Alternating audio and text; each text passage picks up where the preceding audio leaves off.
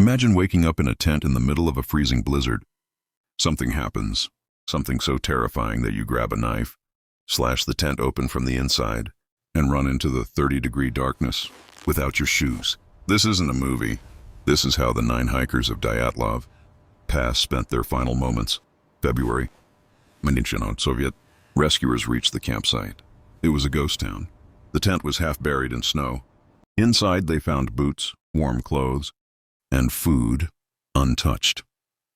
Footprints showed that the group had walked, calmly not ran, but walked down the mountain towards the forest.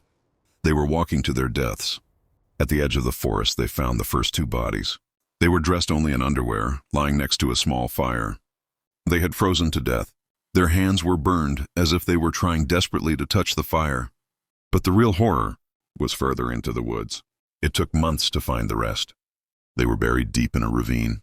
When the autopsy results came back, the doctors were sickened. 3 of the hikers had fatal injuries. 1 had a fractured skull. 2 had chest fractures so severe it looked like they were hit by a car crash. But there were no external bruises. The damage was all internal. Dubinina, the youngest woman, was the worst. She was found kneeling against a rock. Her eyes were missing. Her tongue had been ripped out by the root. And strangest of all, the clothes of the hikers tested positive for high levels of radiation.